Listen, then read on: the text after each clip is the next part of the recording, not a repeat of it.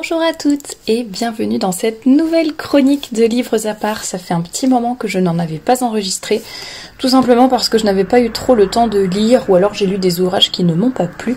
Donc je ne voulais pas les présenter, mais aujourd'hui je reviens avec une pépite qui s'appelle Les secrets du cerveau féminin par le docteur Louane Brizendine. J'espère que je prononce bien son nom. Avant de commencer, je voulais vous rappeler que, et bien entendu, vous êtes cordialement invités à vous abonner à cette chaîne en cliquant sur le bouton qui est juste en dessous de la vidéo. N'oubliez pas de mettre un petit pouce bleu, un commentaire si la vidéo vous plaît, si la chronique vous intéresse. Si vous avez lu ce livre surtout, n'hésitez pas à faire part de vos retours. C'est vraiment toujours très intéressant d'avoir aussi votre point de vue sur les livres. Là, je donne vraiment le mien à chaud quand je viens de terminer ma lecture. Donc n'hésitez pas à compléter avec votre point de vue en commentaire. Peut-être que vous connaissez bien ce sujet, peut-être que vous connaissez l'ouvrage, l'auteur, que sais-je. N'hésitez pas à participer à l'analyse en commentaire. Alors pour commencer, des petites informations pratiques comme je le fais toujours. Ce livre a été publié aux éditions Grasset. Il coûte 24,75 € et il est de taille, comment dire, c'est un format A5 qui fait à peu près 320 pages, mais à la fin c'est surtout, il y a beaucoup de notes et une bibliographie, il y a quelques appendices, etc. Donc en soi le livre se termine, oui, il fait moins de 300 pages. Mais voilà, alors première fois que je dis ça sur un livre, souvent je vous commente quand même voilà comment il est ce qu'il est agréable, est-ce que la couverture est belle, est-ce que la qualité est bonne, voilà.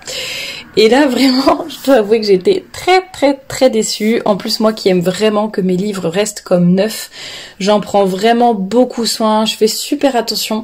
Et en fait là je sais pas si c'est mon exemplaire ou si c'est tous les exemplaires de ce livre ou si c'est cette maison d'édition, je n'en sais rien. Mais le mien tombe en lambeaux, donc les pages en fait sont mal collées. Il est neuf hein, bien sûr, mais je pense que les pages doivent être mal collées parce que pourtant j'ouvre très peu le livre, vous voyez je fais pas des grands écarts là pour l'ouvrir complètement, je fais toujours doucement pour que la tranche du livre ne s'abîme pas et reste comme neuve. Et malgré cela, j'ai vraiment eu plusieurs fois des pages qui se sont enlevées, donc déjà c'est pas du tout pratique, enfin esthétiquement c'est laid et c'est pas pratique parce qu'on peut perdre les pages, donc c'est vraiment dommage, mais sinon à part ça le niveau couverture et taille des caractères etc, aucun problème. Alors je vais commencer par vous lire la quatrième de couverture, comme ça vous en saurez un petit peu plus sur ce livre. Donc l'auteur est américaine, je vais peut-être d'abord vous lire la présentation sur l'auteur. Donc Dr Louane Brizendine, diplômée des écoles de médecine de Yale et de Harvard, ainsi que de l'Institut américain de psychiatrie et de neurologie, est aujourd'hui neuropsychiatre à l'Université de Californie, donc San Francisco. Elle est également la fondatrice et la directrice d'un centre médical spécialisé pour les femmes, la Teens Girls Mood and Hormone Clinic. Donc la clinique des adolescentes, de l'humeur et des hormones des adolescentes. Les secrets du cerveau féminin, best-seller aux États-Unis, est devenu un véritable phénomène dans tous les pays où il a été publié. Donc maintenant je vous lis la quatrième de couverture. On sait depuis longtemps que les hormones, la testostérone chez l'homme et les œstrogènes chez la femme, affectent notre comportement et notre perception du monde. Mais il aura fallu attendre les progrès de la science et particulièrement de l'imagerie cérébrale pour prouver que le cerveau, cet organe essentiel, a un sexe. N'en déplaise à certains, il existe bel et bien un cerveau féminin. Pourquoi les femmes sont-elles plus intuitives et plus douées pour la communication, plus sujettes aux sautes d'humeur, plus soucieuses de leur apparence à l'adolescence et plus préoccupées de leur épanouissement personnel à la ménopause? Pourquoi ont-elles tendance à éviter les conflits, à ressentir les émotions des autres, à moins penser au sexe que les hommes? La réponse à toutes ces questions, et bien d'autres encore, se situe dans les circuits, la taille de certaines zones et la biochimie de leur cerveau. Anecdotes et cas d'études à l'appui, ce livre passionnant est un document exceptionnel et d'une importance cruciale dans le débat contemporain sur l'identité humaine, la part de l'inné et de l'acquis et l'aventure génétique.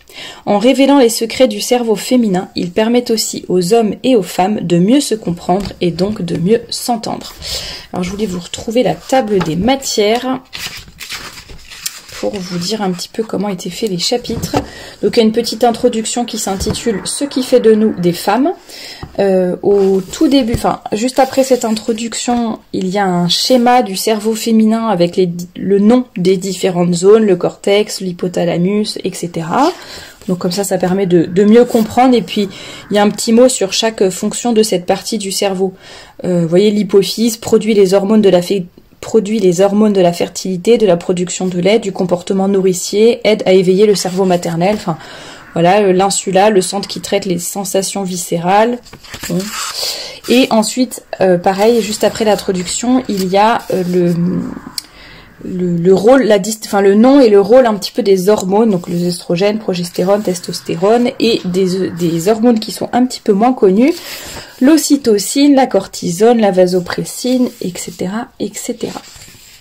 Il y a même tout un tableau, j'avoue que j'ai pas tout lu dans le tableau, mais où on voit selon le moment de la vie d'une femme, quelles sont les modifications majeures, les modifications hormonales majeures, ce que les femmes ont et pas les hommes, les modifications propres au cerveau féminin et les changements concrets que l'on va voir dans la réalité. Et ça, on le voit vraiment sur toutes les... C'est vraiment, elle évoque au stade fœtal, à l'enfance, à la puberté, maturité sexuelle, célibat, grossesse, allaitement au sein, élevage...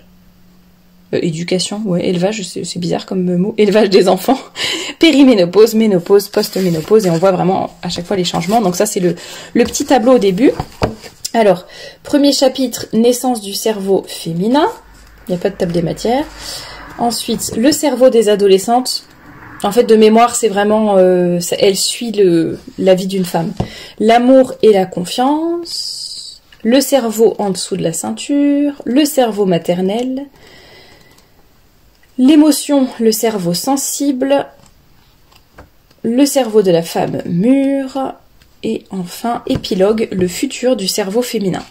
Alors, autant j'ai été passionnée, alors on s'est presque moqué de moi dans mon entourage, mais dès l'introduction, dès les 3 premières pages du livre, j'étais à fond dedans, j'avais déjà appris plein de choses, je trouvais que c'était percutant, clair. En fait, c'est beaucoup de choses que l'on sait sans savoir, entre guillemets. Voilà, c'est un peu tout ce qu'on dit à l'heure actuelle, en fait, qui sont des choses de bon sens sur la façon dont fonctionnent les femmes, notamment sur les différences entre les hommes et les femmes. Et en fait, ce sont des choses de bon sens, mais qui sont tellement rejetées par la société et remises en cause par la société qu'on n'ose presque plus le dire, ou alors on nous bassine en nous disant que c'est le patriarcat, que c'est une construction sociale, etc.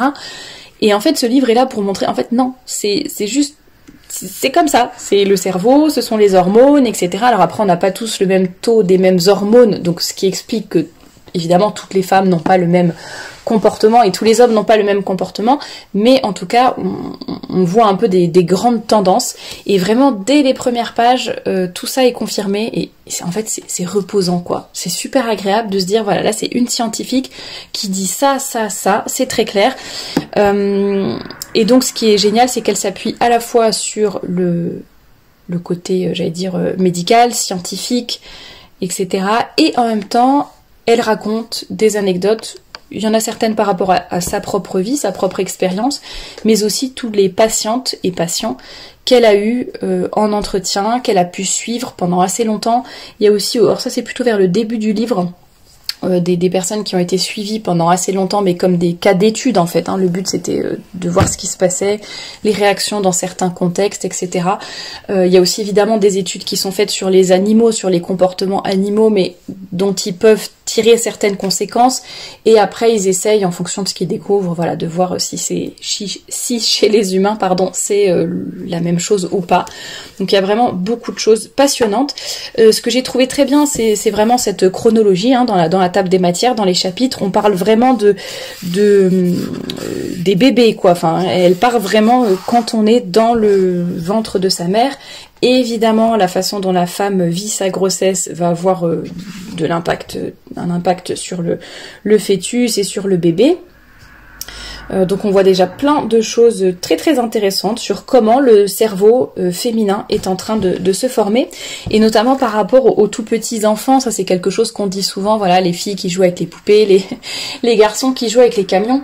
Et donc elle réexplique bien que c'est pas tant les jeux avec lesquels on va jouer, même si c'est la majorité des cas, mais c'est surtout ce qu'on va en faire. Et elle cite des études ou même comment on dit, des expériences dont elle a été témoin, où en fait même en donnant par exemple à une fille, un petit bébé ou une petite fille, toute petite fille, un tout petit garçon, le même jouet, par exemple un camion, et ben en fait on va voir que le garçon joue comme un garçon et la fille joue comme une fille, c'est-à-dire qu'elle va mettre le camion au lit, elle va le border, elle va lui donner à manger, voilà. Donc c'est pas tellement le jouet en lui-même, c'est plutôt la façon, la relation qu'on va avoir avec ce jouet, ce qu'on va en faire, ce que va imaginer la petite fille, etc. versus l'attitude du petit garçon. Alors évidemment ce livre est centré sur le cerveau féminin, on en apprend quand même sur le cerveau masculin, puisqu'évidemment nous sommes complémentaires et nous sommes différents, donc parfois il suffit d'affirmer une chose pour, voilà, elle dit les femmes vont être plus comme ça, donc les hommes et les hommes sont plus, enfin voilà, il y a une comparaison qui est faite, donc on en apprend aussi sur les hommes. Ceci dit, c'est vraiment plus centré sur les femmes, donc elle va beaucoup plus approfondir un peu par rapport, enfin je dis ça surtout par rapport aux forces et aux faiblesses, et elle le dit elle-même dans son livre à un moment, une ou deux fois, elle dit bon, évidemment il y aurait aussi beaucoup à dire du côté masculin, mais c'est pas le sujet du livre. Donc voilà, ne nous vexons pas, ne prenons pas la mouche, etc. Voilà, c'est vraiment centré sur les femmes. Pardon. Ensuite, les adolescentes, il y a, enfin, par rapport au comportement durant la puberté, durant l'adolescence, c'est vraiment passionnant aussi. Par rapport à l'amour et la confiance, donc par rapport à la façon dont on va tisser les liens, dont on va tomber amoureux, de ce qu'on regarde, de ce qu'on cherche, de ce jeu un petit peu de séduction, etc. Il y a aussi beaucoup de choses très intéressantes. Alors, en fait, tout est passionnant dans ce livre, donc je ne peux pas tout vous dire. Là, c'est plus pour vous donner des pistes, vous dire un peu quel est le contenu, mais je vous invite vraiment, vraiment à le lire. Tout ne vous intéressera peut-être pas, tout ne vous concernera peut-être pas, mais vous apprendrez des choses, ça c'est sûr et certain. Et par rapport au comportement amoureux, par exemple, bon, on n'est peut-être pas tous concernés par tous les comportements, parce que ça dépend aussi de l'éducation et il y a toujours beaucoup de choses qui rentrent en compte, pardon. Mais ça permet quand même de saisir certaines différences, de comprendre certains fonctionnements. Sur la chaîne est paru il n'y a pas très longtemps un podcast vendredi dernier sur l'amitié homme-femme. Vous voyez, bon, il y a beaucoup de choses qui sont facilement explicables par justement le fonctionnement du cerveau féminin. Donc je vous invite vraiment à le lire. D'ailleurs, que vous soyez un homme ou une femme, pour moi ce livre est nécessaire. Enfin voilà, il est vraiment super intéressant. Nous les femmes, pour mieux nous connaître, et comme c'est dit, voilà, permet aux hommes, aux femmes de mieux se comprendre et donc de mieux s'entendre, mais aussi nous de mieux nous connaître et de mieux capitaliser sur voilà, nos forces et nos faiblesses, et pour les hommes tout simplement de mieux comprendre la façon dont les femmes fonctionnent et peut-être pouvoir mieux interpréter certaines choses, ou tout simplement dire attention, ma chérie ou ma sœur ou ma collègue, peut-être que là t'es dans une période comme ci, ou voilà, ça permet aussi de voir comment les femmes fonctionnent. Il y a tout un chapitre, alors le livre n'est pas à mettre entre toutes les mains puisqu'il y a tout un chapitre sur le sexe, donc c'est le chapitre qui s'intitule le cerveau en dessous de la ceinture, qui est intéressant aussi, pas de souci, mais voilà, qui est assez alors je vais pas dire cru parce que pour moi c'est vraiment plus scientifique, j'allais dire, mais bon, c'est direct, c'est simple. Voilà, ça n'est pas à mettre entre les mains de tous, bien sûr, mais voilà, c'est intéressant aussi. Le cerveau maternel, j'ai beaucoup aimé aussi le chapitre sur l'émotion, le cerveau sensible, l'intuition, tout ça, ça remet vraiment bien les choses en place, et j'ai trouvé ça très intéressant. Ça n'encense pas du tout l'intuition féminine, ça ne la rejette pas non plus, enfin c'est vraiment assez équilibré. Je trouve que ce qui est vraiment intéressant avec ce livre, c'est qu'il reste assez objectif sur voilà, notre cerveau fonctionne comme ça, nos hormones nous influencent de telle et telle façon, donc nous allons avoir tendance à faire comme ci et comme ça. Voilà, essayons de ne pas nous limiter nous-mêmes à cause de nos hormones et de notre cerveau, essayons de dépasser cette réalité, voilà, on capitalise sur ce qui est bien, bon, et en même temps on a conscience de certains dangers, de certains écueils, de certaines faiblesses, pour passer au-dessus, quoi. Donc ça, je trouve que c'est un point de vue que j'aime bien. Par contre, de mémoire, il y a quelque chose dans la conclusion, je me suis dit, ah bah, en plus l'épilogue, voilà. L'épilogue qui fait vraiment 6 pages, et je me suis dit, ah bah, c'est peut-être la seule chose du livre qui m'a déçue, parce que autant elle est assez objective dans tout le livre, et là je me souviens plus de ce qui m'a choquée, mais bon, déjà elle dit quelque chose d'intéressant, justement, c'est de dire que utiliser la norme masculine, c'est aussi sous-évaluer les points forts et les talents spécifiques du cerveau féminin. Bon voilà, il y a des petites choses que j'ai moins aimé dans l'épilogue, mais qui est très court de toute façon.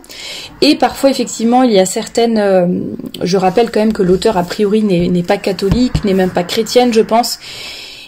Et donc parfois, évidemment, ces conclusions, elles parlent, par exemple, quand elle parle de l'amour, du sexe ou je ne sais quoi, ou même de la ménopause, des femmes qui veulent un peu partir de la maison et faire ce qu'elles veulent, ou divorcer ou quoi que ce soit. Et bon, on sent qu'elle n'est pas du tout religieuse et qu'évidemment, ce sont des conclusions ou des pistes qu'elle donne, mais sans être catholique du tout. Donc bon, évidemment, il faut faire le tri, mais ceci dit, autant il y a des livres où c'est vraiment lourd, c'est vraiment tout le temps et ça devient un petit peu pénible de faire le tri, autant là, j'ai pas du tout trouvé ça gênant. Voilà, après il faut évidemment l'adapter à nos principes, mais ça n'empêche pas de le lire, de l'apprécier et d'apprendre plein de choses. Donc je le répète, homme comme femme, je pense que ce livre est vraiment pour tous à partir d'un certain âge, bien sûr. Si évidemment vous ne souhaitez pas faire lire ce livre par exemple par vos adolescentes ou des filles qui seraient trop jeunes, en tout cas en tant que parent ça peut vraiment vous aider à vous dire tiens, à l'adolescence c'est ça qui se passe, même si bon on le sait aussi un petit peu de par notre expérience ou de par ce que nous-mêmes nous avons vécu ou ce que nous voyons dans d'autres familles par exemple, mais là ça permet vraiment de mettre des mots sur certaines choses. Et pourquoi pas, ça peut être aussi une base de discussion avec des adolescents ou... Bon, par rapport à l'amour aussi, relation amoureuse, s'il y a quelqu'un de votre entourage qui est dans une situation pas évidente ou qui est un peu aveuglé par l'amour, justement, bon bah voilà, peut-être que ça peut être aussi une façon de l'aider ou d'aider ces personnes et de les aider à prendre conscience de ce qui se passe dans leur cerveau et dans leurs hormones à ce moment-là. Donc voilà, vraiment super livre que j'ai beaucoup apprécié, que je vous recommande chaudement et n'hésitez pas à me dire ce que vous en avez pensé si vous le connaissez. Et je vous mets évidemment le lien en barre d'infos pour vous le procurer, comme d'habitude. S'il y a d'autres livres qui vous intéressent, donc il y a la playlist qui s'appelle Des livres à part sur ma chaîne YouTube avec toutes les présentations de livres que j'ai faites depuis le début de ma chaîne. Vous pouvez aussi aller regarder sur la bibliographie du blog, donc femmeapart.com. Bon, je vous mettrai le lien direct vers la bibliographie. Il y a également plein de livres qui sont présentés. Pour le coup, sur le blog, c'est évidemment de façon écrite dans des articles. Ce ne sont pas sur des audios. Ceci dit, les livres, j'essaye souvent de les présenter des deux manières, donc la chronique, comme celle que vous venez d'entendre, et ensuite j'en fais également un article dans lequel je donne en fait plutôt des extraits du livre. J'écris certains extraits, paragraphes qui m'ont paru assez percutants, et ça vous donne encore un autre point de vue et un autre regard sur ce livre, donc n'hésitez pas à aller les regarder, je ferai de même, je suis en train de le faire d'ailleurs, d'écrire les petits extraits que je souhaitais vous présenter plus précisément sur l'article. Il ne sera pas forcément paru, d'ailleurs il ne sera pas publié encore sur le blog au moment où vous écouterez cette chronique, mais il le sera très prochainement, donc n'hésitez pas à aller regarder. Voilà, je vous laisse avec cet avis sur ce livre, donc Les cerveaux du secret féminin du docteur Louane Brizendine, publié aux éditions Grasset et qui coûte 24,75 €, mais ça les vaut largement. Voilà, et bien écoutez, je vous laisse et je vous retrouve très bientôt pour un nouveau podcast.